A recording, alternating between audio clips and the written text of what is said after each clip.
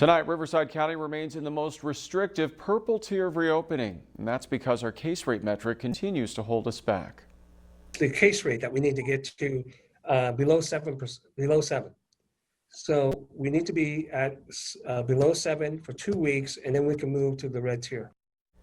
Our case rate is now at 11 per 100,000 people. The county is encouraging people to get tested regardless of symptoms to help with that metric. Meanwhile, there continues to be a dramatic improvement in the number of coronavirus patients at Eisenhower Health. And now the hospital is preparing to receive the Johnson & Johnson vaccine, which is expected to speed up its vaccination efforts. I spoke today with the Chief Medical Officer, Dr. Alan Williamson. Dr. Williamson, good to see you again. Thanks for joining us. Thank you, Peter. Good to be back. First off, what's the latest at Eisenhower?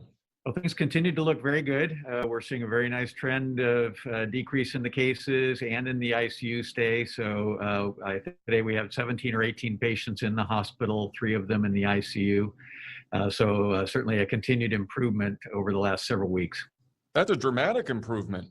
It is. Just a month ago. Correct.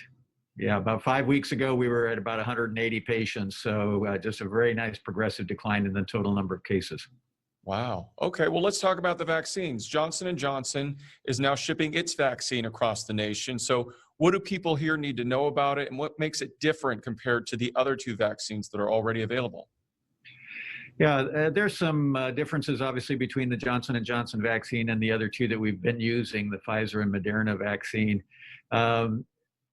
The effectiveness of the vaccine still seems to be very effective, and there is a little bit of confusion, I think, because the way that they did their studies and reported their numbers is a little different method than the others were reported under.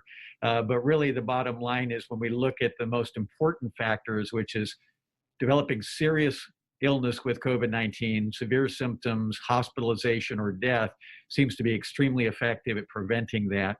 And also they had the advantages, they were a little later in their testing, that they were able to test this vaccine in areas where we're seeing emergence of some of these variants, and it still seemed to hold up pretty well in those areas as well. And again, particularly with regard to severe illness and hospitalization, it still seemed to be essentially 100% effective. That's good news. The other very good news about the Johnson & Johnson vaccine is it's a single dose. So we only have to arrange for the patients to come in one time. So obviously that speeds up our outreach into the community where we can get more people vaccinated more quickly because we only have to manage one shot. Unfortunately, there's still the distribution problem. They need to gear up their production in order to be able to get the vaccine out. So we're looking forward to seeing that as being an important piece of our armamentarium as we go forward with trying to vaccinate as many people as possible. This new vaccine is approved for those 18 and older, and current vaccine guidelines do not have children as part of the population recommended to be vaccinated. So when do you think that these vaccines will be ready for children, and will we be starting to see more schools reopen, do you think, for hybrid learning? In terms of the vaccination, all 3 of the approved vaccines now, and now counting J&J, are certainly looking at expanding their testing into children. They wanted to get the vaccine out as quickly as possible, and adding kids, pregnant women, and so on into the mix of doing these studies greatly complicates doing those studies, prolongs them, and so on. So they made a strategic decision early on to just test in adults and move forward as quickly as possible to get the vaccine out. Now that it's out there, they're going to go back and start really looking at those subgroups and being sure that it is safe and effective in those groups as well. It's likely to take months for us to really have those answers, however, so I think we're still going to see quite a bit of a delay in actually getting the young people vaccinated and pregnant women vaccinated, unfortunately.